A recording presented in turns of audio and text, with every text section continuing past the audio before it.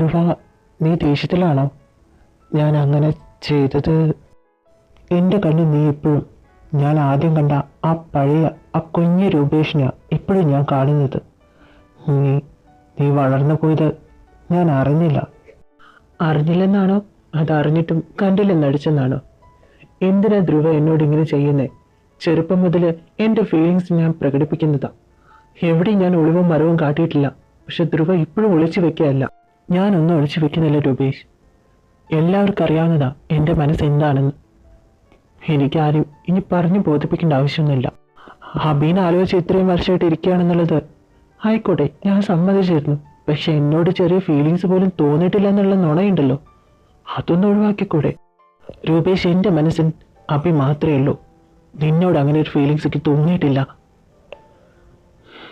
നീയായിട്ട് ഓരോന്ന് മനസ്സിൽ ചിന്തിച്ച് കൂട്ടുന്നതാ.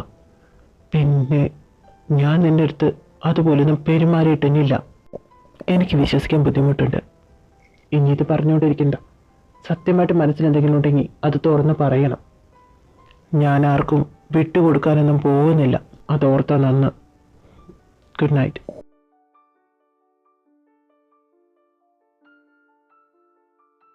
ഇവനെന്താ ഫോൺ എടുക്കും? ആ രൂപേഷേ, നിന്നെ വിളിക്കാന്നിരിക്കായിരുന്നു ഞാൻ. എന്താണ് നേരം വൈകി? അതൊന്നുമില്ല, വെറുതെ ഒരു കോഫി കുടിക്കാന്ന് വിചാരിച്ചു, അതാണ് എന്നെ വിളിച്ചത്.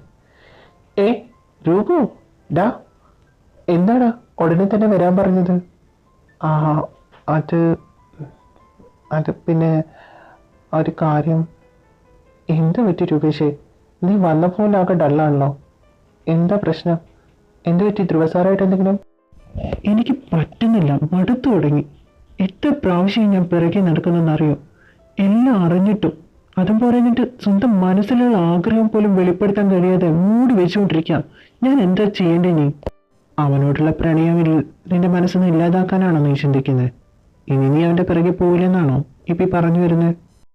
അതിനൊന്നും എനിക്ക് കഴിയില്ലല്ലോ. അതല്ല എൻ്റെ ഏറ്റവും വലിയ പ്രശ്നം. ഇന്നലെ ഇന്നും തുടങ്ങിയതല്ല ഇഷ്ടം, ചെറുപ്പം മുതൽ തുടങ്ങിയതാ. മനസ്സിന് അത്ര പെട്ടെന്ന് തേച്ച് മാച്ച് കളയാൻ പറ്റില്ല. ആർക്കും വിട്ടുകൊടുക്കാനും പറ്റില്ല. എടാ, എനിക്ക് മനസ്സിലാക്കാൻ പറ്റുന്നുണ്ട്. എടാ, ധ്രുവസാറിന്റെ മനസ്സിൽ നിന്നോട് ഇഷ്ടമുണ്ടെങ്കിൽ പിന്നെന്താ അദ്ദേഹം തുറന്നു പറയാതിരിക്കുന്നത്? ഇനി അദ്ദേഹത്തിന് ശരിക്കും താല്പര്യമുണ്ടെങ്കിൽ നീ അദ്ദേഹത്തെ ബുദ്ധിമുട്ടിക്കരുതെന്ന് ഞാൻ പറയുള്ളൂ. അങ്ങനെ പറയരുത്. അങ്ങനെ ബുദ്ധിമുട്ടിക്കാതിരുന്നാലേ ഇവൻ തന്നെ ഇരുന്ന് വേദനിക്കത്തുള്ളൂ. അവന്റെ മനസ്സിൽ ഇഷ്ടമുണ്ടെങ്കിൽ ആ ഇഷ്ടം അങ്ങ് പുറത്തങ്ങ് കൊണ്ടുവരണം. അതിനുള്ള വഴിയാണ് നമ്മളിങ്ങനെ നോക്കേണ്ടത്. ഗുയിസ്, ഹലോ, എന്താണ് ഇവിടെ ചർച്ച? ആരെ വിളിച്ചെടുത്ത് പുറത്തിടേണ്ട കാര്യം ഈ പറഞ്ഞുകൊണ്ടിരിക്കുന്നേ? ഓ വന്നോ? ആരും വിളിച്ച് പുറത്തിടുന്നല്ല. ധ്രുവയുടെ മനസ്സിൽ ഇവനോടുള്ള ഇഷ്ടം അത് പുറത്തു കൊണ്ടുവരേണ്ട കാര്യം. നടക്കാത്ത കാര്യം. അവന്റെ മനസ്സ് അവനെ മാണിച്ചെടുത്തായിട്ട് കൂട്ടിയിട്ട് അതിന്റെ താക്കോല എവിടെയോ കളഞ്ഞു വെച്ചേക്കാം. പിന്നെ അത് തുറക്കുന്നത്. This is a reality. മന്നാങ്കെട്ടി, ഒന്ന് പോണേ അവിടെ നിന്ന്. എടാ, ഒരാണായാലും പെണ്ണായാലും അവരുടെ മനസ്സിൽ പ്രണയം എന്ന് പറഞ്ഞ് വന്ന് കൂടിയിട്ടുണ്ടെങ്കിൽ ഒരുപാട് നാളൊന്നും അവർക്ക് അത് മൂടി വയ്ക്കാൻ പറ്റില്ല. ഒരു ദിവസം പുറത്തു വരും. ഇതിന് നമ്മൾ വഴി ഒരുക്കണമെന്ന് മാത്രം. നീ അവന്റെ പിന്നാലെ ഈ നായപ്പല മണപ്പിച്ച് നടപ്പുണ്ടല്ലോ, അതങ്ങ് നിർത്ത്. വഴി ഞാൻ പറഞ്ഞുതരാം, നീ അതുപോലെ ചെയ്താൽ മതി. നീയൊരു ലവ് ഗുരു ആയിരുന്നു, ഞാൻ അറിഞ്ഞില്ലല്ലോ. എന്നിട്ട് നിനക്കൊരു പെണ്ണും കിട്ടിയില്ലല്ലോടാ. അത് വേറൊന്നും ആയിരിക്കില്ല.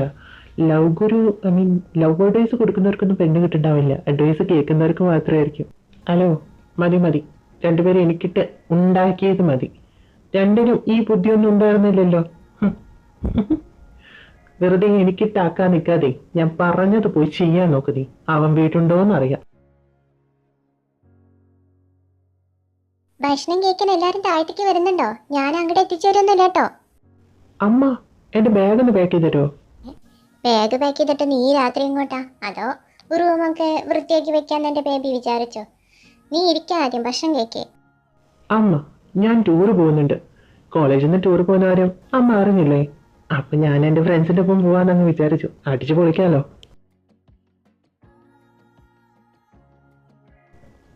എന്താടാ ഇത്? ആദ്യമായിട്ടാണല്ലോ നിന്റെ വായിന്ന് ടൂറ് പോകുന്നെന്ന് പറഞ്ഞ് കേൾക്കുന്നത്. ഞങ്ങള് നിർബന്ധിച്ചാൽ പോലും പോവാത്ത ചെറുക്കനാ. എന്തായാലും എനിക്ക് സന്തോഷായി. ഫ്രണ്ട്സിന്റെ പക്കം പോയി അടിച്ചു പൊളിക്ക്. എന്താ അടിച്ചു പൊളിക്കണമെന്നാ? ഏയ്, ആരും അടിച്ചു പൊളിക്കാനൊന്നും പോകുന്നില്ല. നീ ഇവിടെ നിന്ന് എവിടേക്കും പോകില്ല. നീ ഞങ്ങളുടെ ഒപ്പം മാത്രമല്ല പുറത്ത് യാത്രയ്ക്ക് വരാറ്. പിന്നെ എന്തിനിപ്പോ ഫ്രണ്ട്സിന്റെ ഒപ്പം ഒക്കെ പോകുന്നു? ആ, ഇത് ചെയ്തിട്ടില്ല. അല്ലെങ്കിൽ ഞാൻ പോവില്ലെന്ന് പറഞ്ഞ് എന്നെ പോവാൻ പറഞ്ഞ് ഉന്തി തള്ളിക്കൊണ്ടിരിക്കും. ഇപ്പൊ ഞാൻ പോവാൻ തീരുമാനിച്ചപ്പോ വേണ്ടെന്നോ? പ്ലീസ് അമ്മ, അച്ഛാ. അച്ഛനും കൊച്ചിനൊന്നും വിളിക്കണ്ട, നീ എവിടേക്കും പോകില്ല. എനിക്ക് നിന്റെ പ്രൊഫസർമാരൊന്നും വിശ്വാസമില്ല. എൻ്റെ കൊച്ചിന് എന്തെങ്കിലും സംഭവിച്ചാലോ, കാണാതെങ്ങനെ പോയാലോ അവൻ, ഞാൻ സമ്മതിക്കില്ല. പിന്നെ ധ്രുവ ഇവിടെയുള്ള സമയത്ത് നീ പുറത്തൊന്നും പോവാറില്ലല്ലോ, അങ്ങനെ അവൻ്റെ കൂടെയല്ലേ യാത്ര പോകാറ്, പിന്നെന്താ? അയ്യേ അമ്മ, ഞാൻ കൊച്ചു കുട്ടിയൊന്നും അല്ല കേട്ടോ. പിന്നെ അമ്മ, ഞാൻ ഇവിടെ നിൽക്കുന്നത് ചിലർക്കൊക്കെ ബുദ്ധിമുട്ടാ. അവർക്ക് ബുദ്ധിമുട്ടുണ്ടാക്കണ്ടെന്നാ ഞാൻ വിചാരിക്കുന്നത്. അപ്പോൾ ഞാൻ മാറി നിന്നേക്കാം കുറച്ച് ദിവസം. ആർക്ക് ബുദ്ധിമുട്ടാ നീ പറ? എന്തിനാ? നിർത്ത്, മതി പറഞ്ഞത്. ഞാനെന്ന് പറയുന്നത് നീ കേൾക്കുന്നുണ്ടോ? നീ ഇതെന്താ ഈ പറഞ്ഞുകൊണ്ടിരിക്കുന്നത്? അവൻ എൻ്റെ കൊച്ചു കുട്ടിയാണോ കാണാതെ പോകാനൊക്കെ? അവൻ അതിൻ്റെതായ പ്രായമുണ്ട്, പക്വതയുണ്ട്. അതിനനുസരിച്ച് അവൻ നടന്നോളും. നീ അവനെങ്ങനെ പ്രഷർ ചെയ്ത് കൈപ്പിടി നിർത്താൻ നോക്കല്ലേ. ഒക്കോട്ടെ. പോയിക്കോ, കുഴപ്പമൊന്നുമില്ല. പിന്നെ പോകുമ്പോൾ രാസ്നാഥി കൂടി കൈ പിടിക്കണം. കുളി കഴിഞ്ഞ് നെറുകിലിടാൻ മറക്കരുത്. വെയിലും മഴയും കൊണ്ട് അതുപോലെ മഞ്ഞൊന്നും കൊണ്ട് നടത്ത് പനി അസുഖങ്ങളൊന്നും പിടിച്ചു വയ്ക്കരുത്. കണ്ണിക്കണ്ട സ്ട്രീറ്റ് ഫുഡൊന്നും കഴിക്കരുത്. ഫ്രണ്ട്സിൻ്റെ ഒപ്പൊക്കെ പോകുന്നത്. കണ്ണിക്കണ്ട ദൂഷിച്ച സ്വഭാവങ്ങളൊന്നും പഠിച്ചു വയ്ക്കരുത്. ഓക്കെ അമ്മ, താങ്ക് യു. ഓ, ഈ പണി കഴിയുന്നില്ലല്ലോ. വർക്കിൽ കോൺസെൻട്രേഷൻ ചെയ്യാൻ പറ്റുന്നില്ല. ഒരുത്തനിവിടുന്ന് 2 ദിവസമായി പോയിട്ട് എന്നെ ഒന്ന് വിളിച്ചിട്ട് പോയില്ല. അച്ഛനും അമ്മേനെ വിളിക്കാൻ നേരമുണ്ട്. അല്ല, ഞാനിപ്പോൾ ഇന്നലെ അവനെ കുറിച്ച് ചിന്തിക്കുന്നത്. എനിക്ക് കഷ്ടപ്പാട് വേണ്ടി വെച്ചിട്ടില്ല അവൻ പോയത്. I don't care. ബേബി, ഞാനിവിടെ പണിയിലാടാ. നീ പറഞ്ഞോ? എന്നാലും ഞാൻ ഫോൺ സ്പീക്കറിലിട്ടിട്ടാണ് സംസാരിക്കുന്നത്. അതെയോ? ഓക്കെ ഓക്കെ, ആ ശരി. എന്താ സംസാരം കേൾക്കണ്ടല്ലോ. അമ്മ ആരോട് ഈ സംസാരിക്കുന്നേ? ചോദിച്ചു നോക്കാം. അമ്മ, ആരാ വിളിച്ചത്? എൻ്റെ രൂപ ബേബിയെ വിളിച്ചത്. അവനവിടെ നല്ല അടിച്ചു പൊളിക്കാം. അല്ല, അവൻ നിന്നെ വിളിച്ചല്ലേ? എന്നാൽ നിനക്കൊന്നും അവനെ വിളിച്ചു നോക്കാറുന്നില്ല? വിളിക്കാനിട്ടല്ലോ, എത്ര ആഴ്ചയായി വിളിക്കുന്നു. അപ്പം അന്നിക്കുട്ടി ഫോൺ എടുക്കണ്ടേ? അമ്മ, അവനെ വിളിക്കുകയാണെങ്കിലേ എന്നെ ഇങ്ങോട്ട് വിളിക്കാൻ പറയണേ, മറക്കാതെ.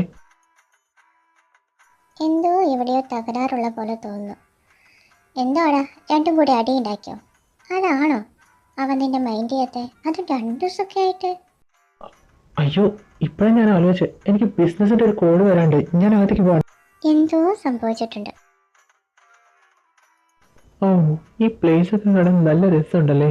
വാവ്, സൂപ്പർ വ്യൂ. ഇതിനെക്കാട്ടും ഭംഗിയടാ നൈറ്റ് ഇറങ്ങിക്കഴിഞ്ഞാൽ. നൈറ്റ് ഇറങ്ങിയാലോ നമുക്ക്? ഇതെങ്ങാനും പ്രിൻസിപ്പൽ അറിഞ്ഞു കഴിഞ്ഞാലേ പിന്നെ അയാൾ ജമ്മത്ത് കോളേജിൽ നിന്ന് ടൂർ കൊണ്ടുപോകത്തില്ല. എന്തിനാ വെറുതെ.